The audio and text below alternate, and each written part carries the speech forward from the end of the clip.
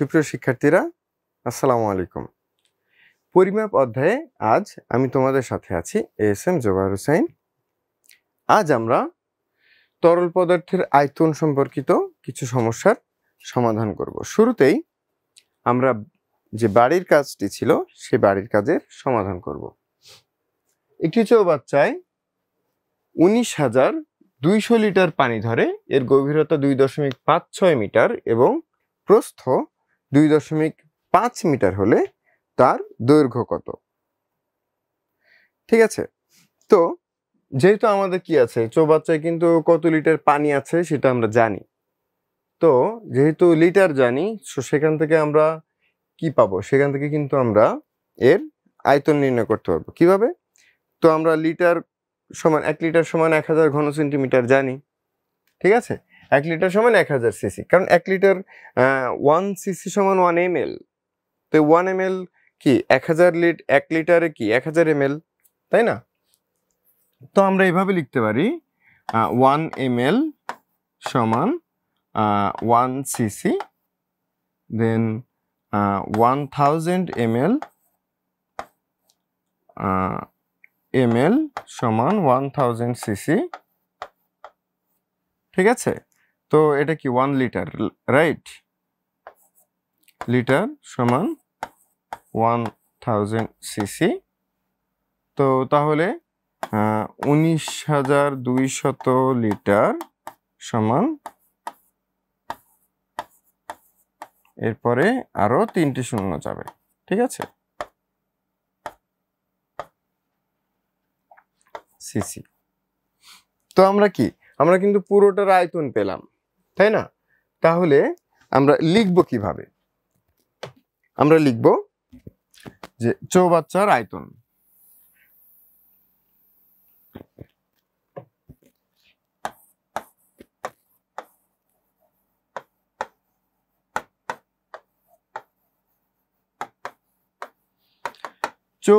আয়তন 19,200 লিটার।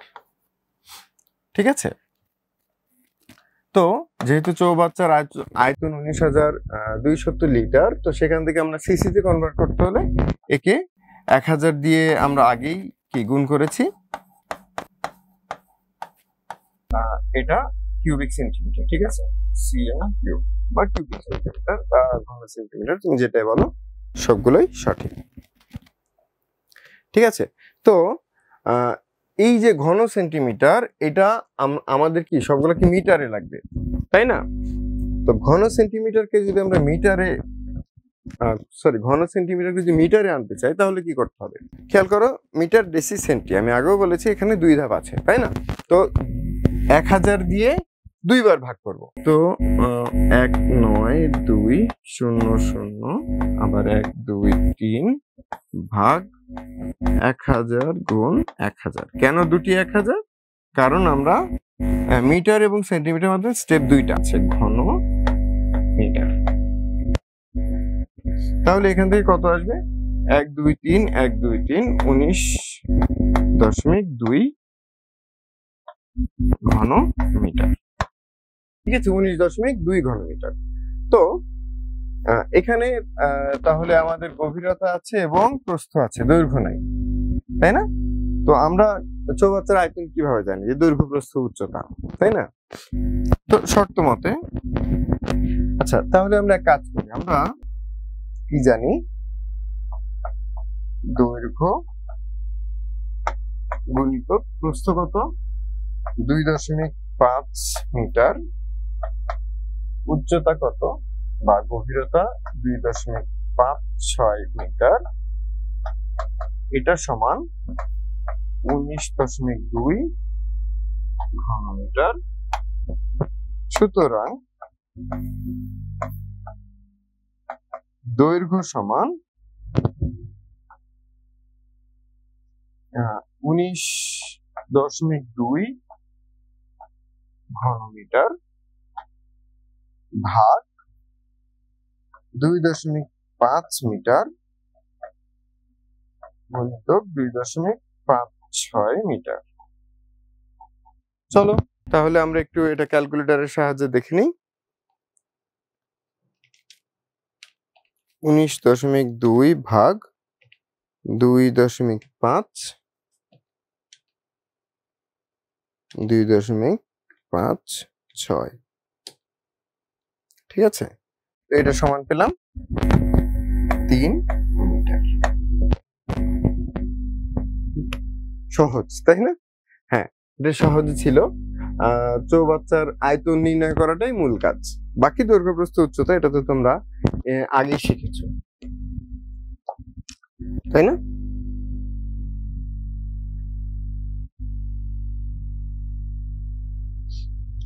স্বর্ণ পানির তুলনায় 19.3 গুণ ভারী। আয়তাকার স্বর্ণের বারের দৈর্ঘ্য আছে, প্রস্থ আছে, উচ্চতা আছে। স্বর্ণের বারের ওজন কত?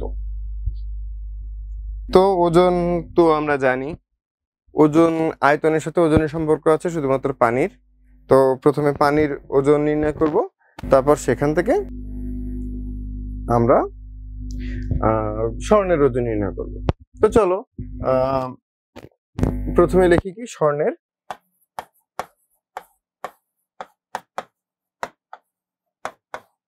বারের ওজন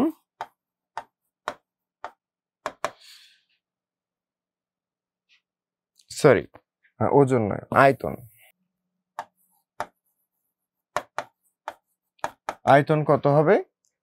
7.8 গুণিতক 6.4 গুণিতক 2.5 ঘন সেন্টিমিটার।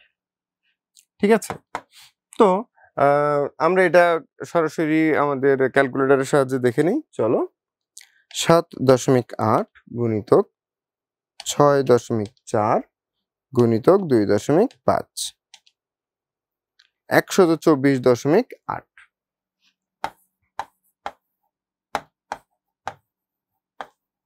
ঘন সেন্টিমিটার। তো এত ঘন সেন্টিমিটারে আমরা পানির ওজন কতটুকু পাচ্ছি? তো লেখি, মনে করো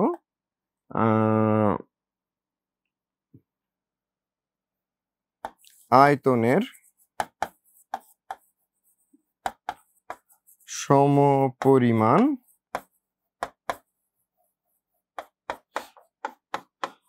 পানির ওজন কত? সমপরিমাণ পানির ওজন আমরা কিভাবে নির্ণয় করব? যে আয়তন ঘন সেন্টিমিটার আমরা কি জানি, 1 সিসি সমান 1 গ্রাম, তাই তো? সমপরিমাণ পানির ওজন তাহলে এটা যত সিসি আছে তত গ্রামই হবে। তো 124.8 গ্রাম। তো সমপরিমাণ পানির ওজন পেয়েছি, এখন সমপরিমাণ স্বর্ণের ওজন পাবো। তো সমপরিমাণ স্বর্ণের ওজন কত? 124.8 গুণিতক 19.3 গ্রাম। দেখি আমরা ক্যালকুলেটরের মাধ্যমে 2408.64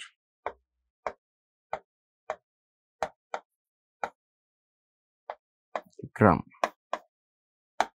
ঠিক আছে, তো আমরা স্বর্ণের কিন্তু ওজন পেয়ে গেছি। এখন আমরা এই গ্রামকে কিলোগ্রামে কি নিব না, আমাদের স্বর্ণের ওজনই হয় গ্রামে। স্বর্ণের ওজন হয় গ্রামে, অর্থাৎ এত ভরি। ঠিক আছে,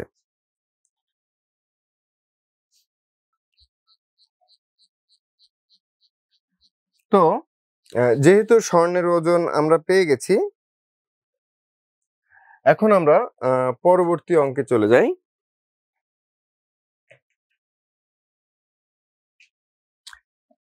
একটি আয়তাকার চৌবাচ্চার দৈর্ঘ্য 5.5 মিটার, প্রস্থ 4 মিটার এবং উচ্চতা 2 মিটার। উক্ত চৌবাচ্চাটি পানি ভর্তি থাকলে পানির আয়তন কত লিটার এবং ওজন কত কিলোগ্রাম হবে? ঠিক আছে, তো দেখো আমরা কিন্তু আগে স্বর্ণের যখন করেছি তখন কি স্বর্ণে আমরা কিন্তু গ্রামে রেখেছি, কিন্তু এখন বলছে কি কিলোগ্রামে। কারণ স্বর্ণের ওজন আমরা কি ভরিতে চিন্তা করি, তাই না? ভরি কিন্তু গ্রাম। ঠিক আছে। তো একটি আয়তাকার চৌবাচ্চার দৈর্ঘ্য, প্রস্থ এবং উচ্চতা দেওয়া আছে। পানি ভর্তি থাকলে তার আয়তন কত লিটার এবং ওজন কত? ঠিক আছে। তো চলো চৌবাচ্চার আয়তন।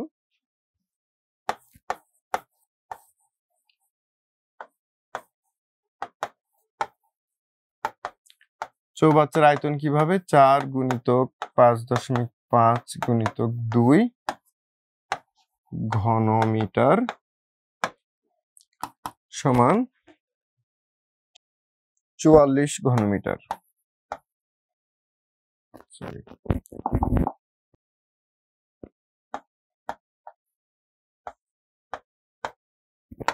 ঠিক আছে। তো চৌবাচ্চার আয়তন পেয়েছি 44 ঘনমিটার। চলো আমরা এটাকে ঘন সেন্টিমিটারে নিয়ে যাই। ঘনমিটার ডেসি সেন্টি, তাহলে 44-এর পরে 1 2 3 4 5 6 ঘন সেন্টিমিটার। এটা ঘন সেন্টিমিটার হলো। এখন আমরা কি জানি?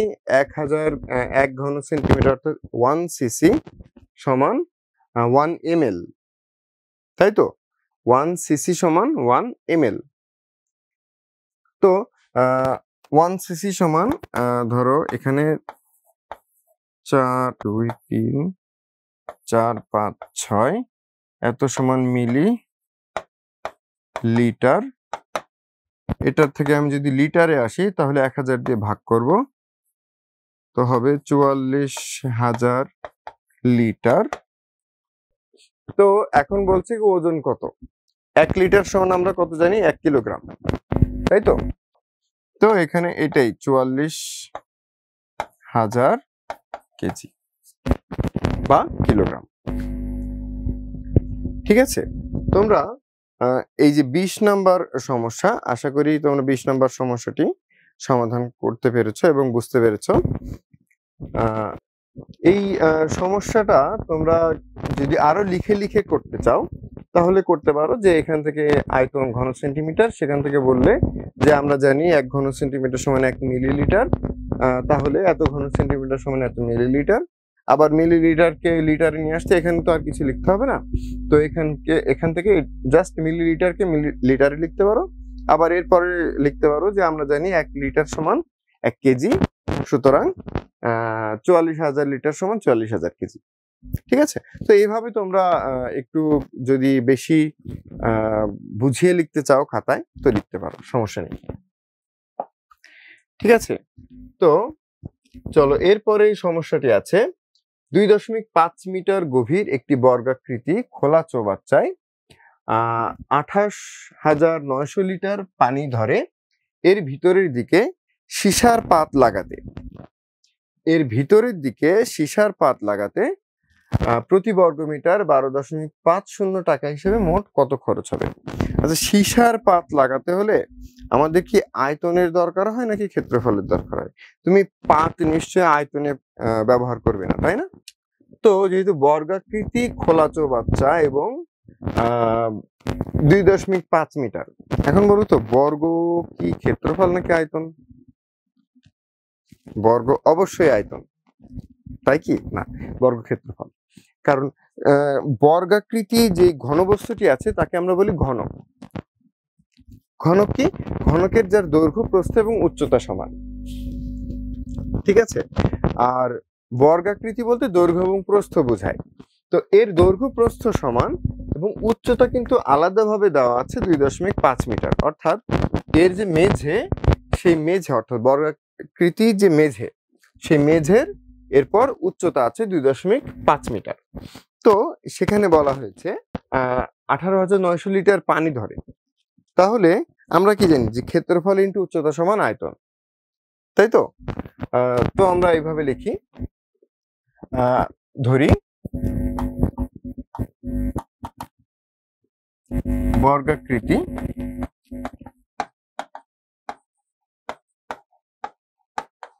মেঝের দৈর্ঘ্য x মিটার। ঠিক আছে। তাহলে মেঝের দৈর্ঘ্য যদি x মিটার হয়, সুতরাং তাহলে ক্ষেত্রফল কি হবে? মেঝের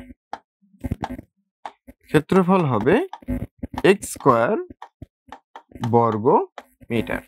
ঠিক আছে, তো মেঝের দৈর্ঘ্য আছে, ক্ষেত্রফল আছে, তাহলে এই যে ঘনবস্তু বা চৌবাচ্চা, অর্থাৎ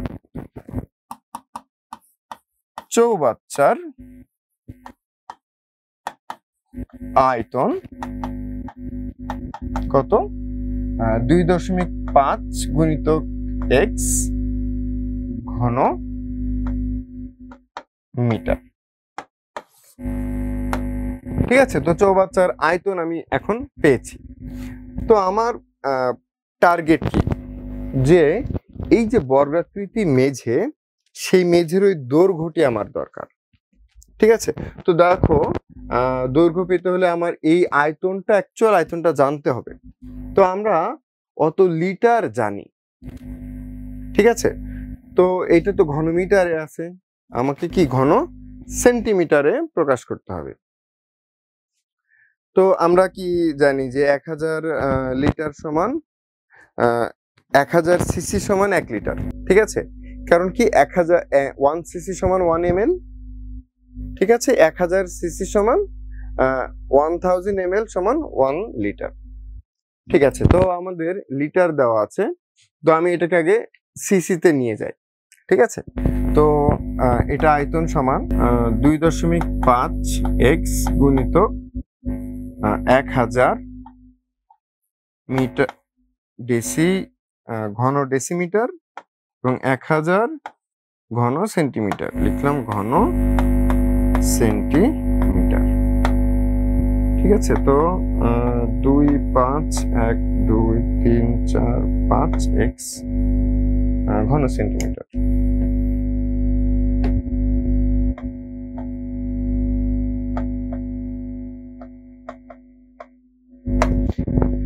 তো আমি চৌবাচ্চার আয়তন ঘন সেন্টিমিটারে পেয়েছি, এখন সেই ঘন সেন্টিমিটারকে আমি লিটারে কনভার্ট করে নিব। তো আমি কি করব, 1000 ঘন সেন্টিমিটার, তো আমি এর থেকে 1000 দিয়ে ভাগ করব, তাহলে হবে 2500 এক্স লিটার। কিন্তু এই 2500 এক্স লিটারই বলা আছে 8900 লিটার। ঠিক আছে, এত লিটারই বলা আছে কি 28900।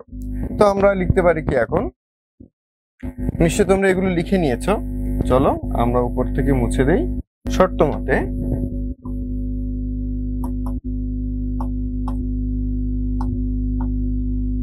2500 এক্স লিটার, লিটার বাদ দাও, এই 2500 যেহেতু বোথ সাইডে লিটার, দুই সাইডে লিটার, আমি আর লিটার লিখলাম না, 28900 লিটার।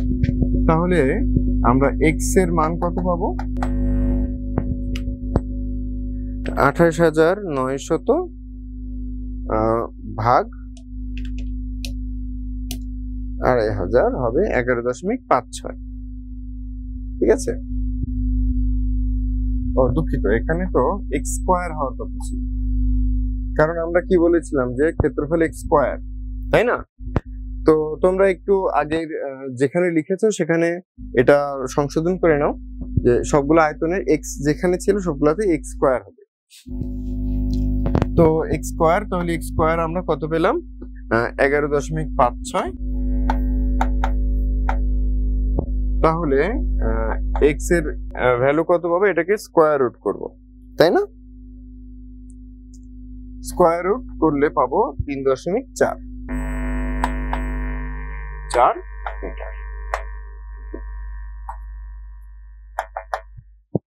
এক্স এর মান, এক্স কি বর্গাকৃতি মেঝে, এখানে কিন্তু শেষ নয়, মেঝের দৈর্ঘ্য কিন্তু আমাদের প্রশ্নে বলা হয়নি।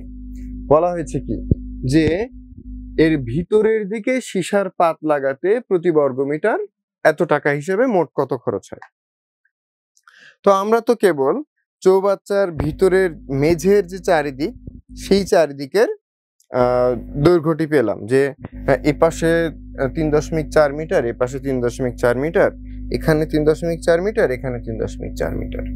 তো তাহলে এখন আমাদের চৌবাচ্চায় কয়টি তল থাকে? দেখো, সাধারণত একটি ঘনবস্তুর তল থাকে 6টি। ধরো একটি ঘনবস্তু, সেই ঘনবস্তুর এই পাশ এই পাশ এই পাশ এই পাশ এই 4টি তল এবং উপর এবং নিচে এই মোট 6টি তল থাকে, কিন্তু চৌবাচ্চার কিন্তু উপরের মুখ খোলা থাকে। যদি উপরের মুখটি খোলা থাকে তাহলে আমরা উপরের যেই ক্ষেত্রফল এই ক্ষেত্রফলটি কিন্তু পাচ্ছি না। তাহলে চলো আমরা ওই চৌবাচ্চার আগে মেঝের ক্ষেত্রফল নির্ণয় করি। চৌবাচ্চার, তাহলে আমরা কি দেখলাম যে এই চৌবাচ্চার মেঝের এক বাহু কি 3.4 মিটার এবং তার চারিদিকে উচ্চতা কি দেওয়া আছে 2.5 মিটার, অর্থাৎ চৌবাচ্চাটি দেখতে কিন্তু এরকম।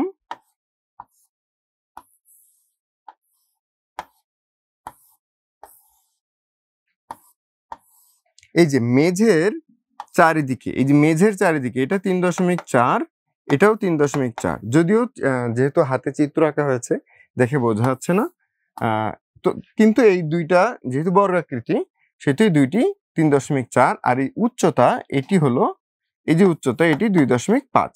তাহলে এই যে মেঝের ক্ষেত্রফল, এই মেঝের ক্ষেত্রফলটি কিভাবে করব 3.4 গুণিতক 3.4, আর এই যে অংশটি এই অংশটি কি 3.4 গুণিতক 2.5, তাই না?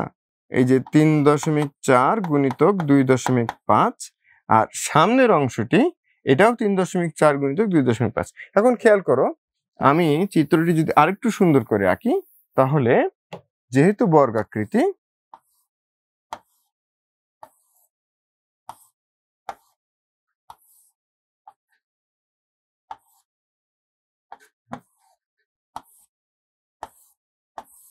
খেয়াল করো এটা 3.4 2.5 3.4 2.5 3.4 2.5 3.4 2.5 আবার 3.4 2.5, অর্থাৎ এর চারি সাইটের যে তলগুলো আছে সবগুলো তলের ক্ষেত্রে কিন্তু 3.4 এবং 2.5 হচ্ছে। কেন?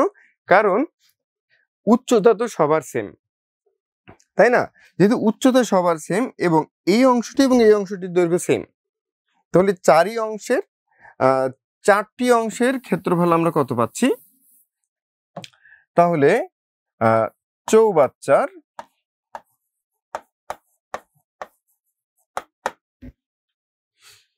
মেঝের ক্ষেত্রফল আগে নির্ণয় করি। মেঝের ক্ষেত্রফল 3.4 গুণিতক 3.4 বর্গমিটার, ঠিক আছে? তো 3.4 গুণিতক 3.4 সমান কত? 11.56।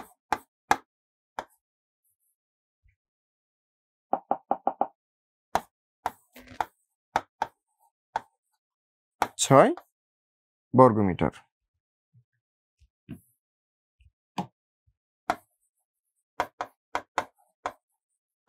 আচ্ছা, এখন চৌবাচ্চার মেঝের ক্ষেত্রফল পেয়েছি এবং দেয়ালের ক্ষেত্রফলগুলো তাহলে কি হবে?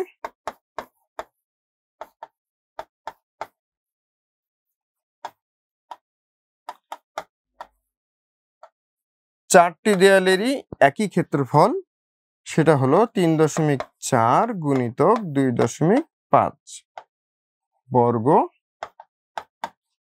মিটার, তাই না? তাহলে 3.4 গুণিতক 2.5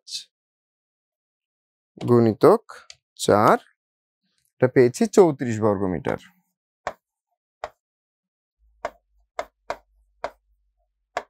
ঠিক আছে? হ্যাঁ, 34 বর্গমিটার। তাহলে আমাদের মোট সীসার পাত লাগাতে হবে কতটুকু ক্ষেত্রফলে, তাই তো? চৌবাচ্চার তাহলে নিশ্চয়ই তোমরা এইটুকু লিখে নিয়েছো, আমি মুছে দিলাম। এটা 34 এবং এটা 11.56। তাহলে চৌবাচ্চার মোট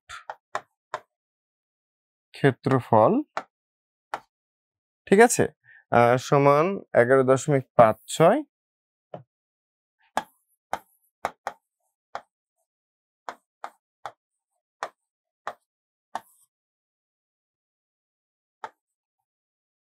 সরি এটা যোগ 5/6 যোগ 34 বর্গ মিটার সমান কত হবে? 34 যোগ 0.56 45.56।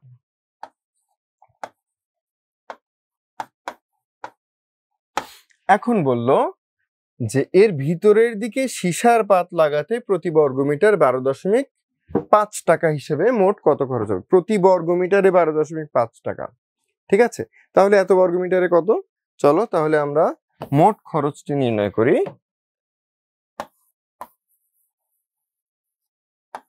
মোট খরচ সমান 45.56 গুণিতক 12.50 টাকা। আচ্ছা, এখানে কি আমরা বর্গমিটার লিখব? না, কারণ এখানে কিন্তু বর্গমিটার ইউনিট নাই।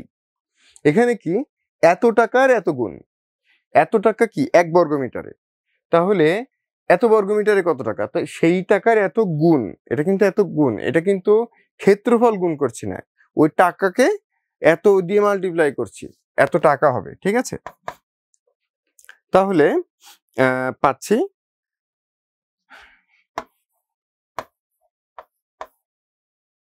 0.5।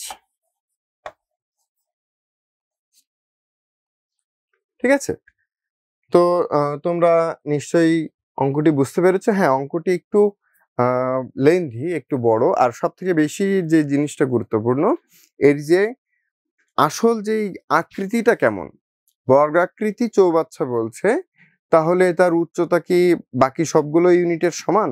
না, বর্গাকৃতি চৌবাচ্চা বলতে যেহেতু এর মেঝেটি বর্গাকৃতি এবং উচ্চতাটি আলাদা। বর্গ কিন্তু ক্ষেত্রফলে হয়, বর্গ কখনো আয়তনে হয় না, আয়তনে হয় ঘনক। ঠিক আছে, তো আজকের ক্লাস এ পর্যন্তই। আশা করি তোমরা সবাই সবগুলো অঙ্কই বুঝতে পেরেছো। দেখা হবে পরবর্তী ক্লাসে। আসসালামু আলাইকুম।